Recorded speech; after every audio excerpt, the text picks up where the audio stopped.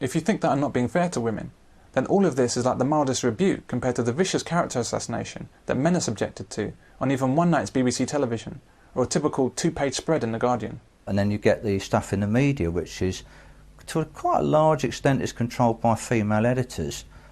Because, again, with the EOC, you had women into journalism. So, of course, you had vast numbers. I mean, one of our members is a journalist, a freelance, and he said nearly all the editors where he works are all female. And all they want in their newspapers is male hate. So for the last 20 or 30 years, all we've had in the newspapers is article after article after article describing men as useless, pathetic. We're worse at almost anything you could think of from A to Z. What's going on here? Men thought this was equality, so they sat back and let it all happen, and then suddenly realised that they were being shafted. Why am I forced by the TV licence fee to pay for news broadcasts that hate men? Or a website that hates men so much it treats male domestic violence deaths as insignificant? News shows that denigrate men and hide their suffering? Drama that portrays men as abusers? Light entertainment that would be illegal directed at any other group? Here's a sneak preview of next week's Hapless Hubby, totally unaware he's about to savour the delights of dog training. And a radio show for women and not men. When asked why they don't produce a Men's Hour radio show to go along with Women's Hour, the BBC claims that Women's Hour covers male issues just as much as women's. Fine, then call it Men's Hour.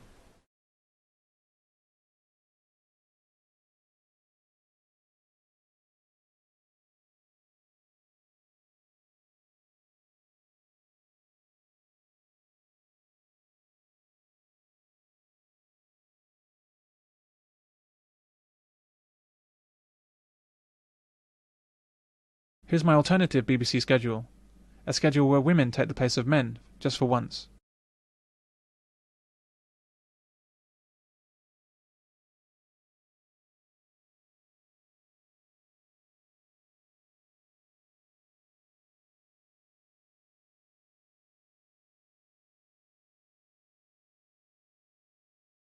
One website, amongst many others, aims to tell men how they should behave in order to make women happier.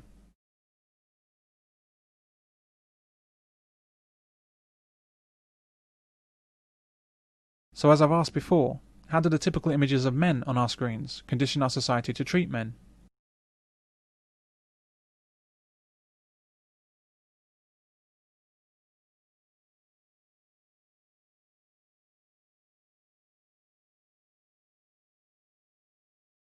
The BBC and other television agencies seem to enjoy demeaning men.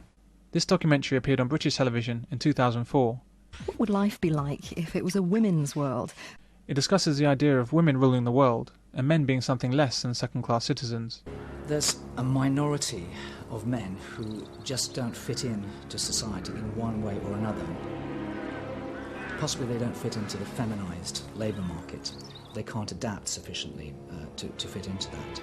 So they're really misfits in this modern society. In 2020, society expects modern man to adapt to its feminine values of sensitivity and compliance. The fighting, hunting male has gone underground. It's just one of the insidious techniques of feminism to blame men for their own troubles, while simultaneously blaming men for women's troubles as well. If a man doesn't fit in the workplace, he's a misfit who can't adapt.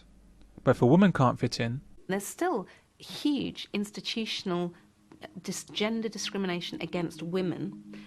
Well, it's oppression, it's patriarchy, it's a male-dominated world, and it's even institutional sexism.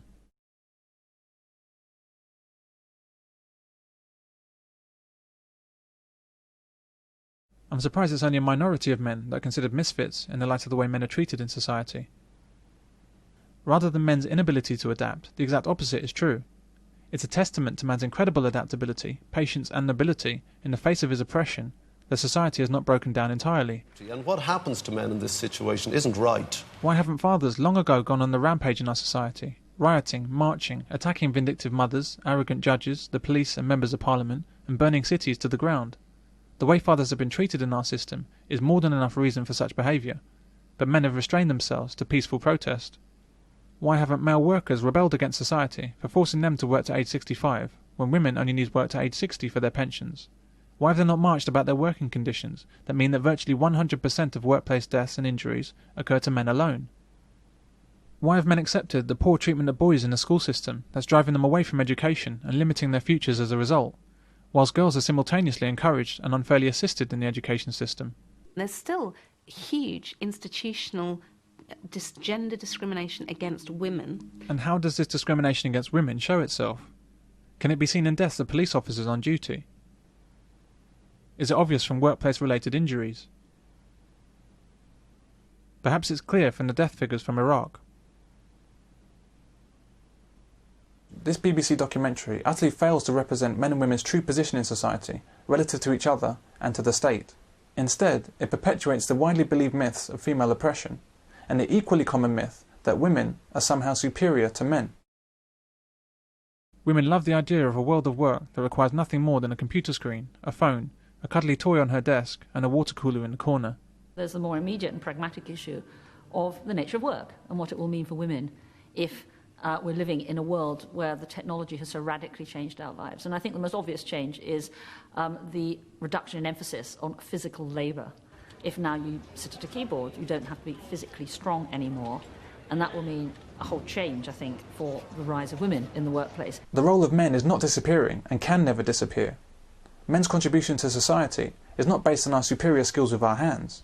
It's based on our superior skills full stop, in every field. Men are very difficult to compete with, even if you're another man. If you're a woman, you have no chance. Women have often dreamed of a world of complete automation, where they could finally compete on even terms with men.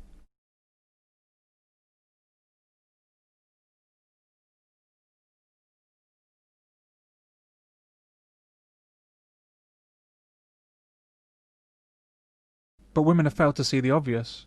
Even if such a dream were possible, it's only men that could ever bring it about, and only men that could fix it when it broke. Organisations need women because the whole structure of organisations is changing. The kind of bureaucracy, the hierarchies that used to run industrial capitalism are no longer appropriate in a very rapidly changing global economy. Women have become dissociated from what real work means. Women don't know or care about the array of technologies that makes the phone ring, who created the keyboard they use, where the energy comes from to power her screen, who wrote the operating system she uses, or even who made the chair she sits in. These are the same women who spend all day addicted to Facebook, without the tiniest appreciation of the men behind it, and the technology created by men that makes it all possible.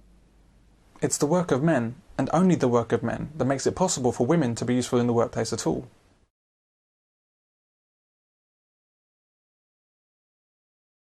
The nastiest of the many nasty ideas prevalent in this BBC-sponsored film is that women are fundamentally better than men. We can screen and select an embryo for propensity to disease, IQ, gender, obviously. I think I'd like a go. Of course. The documentary even goes as far as to gleefully ponder the complete extinction of men. The difference between men and women lies in the chromosomes. Whereas women possess 2 X-shaped sex chromosomes, men possess 1 X and 1 little Y-shaped chromosome.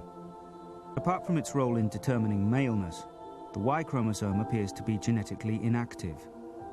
3 times shorter than the X and possessing only a few dozen genes compared to the 15,000 carried by the X, the Y chromosome is slowly decaying. Despite what women might tell themselves, that little Y-shaped chromosome makes the world go round.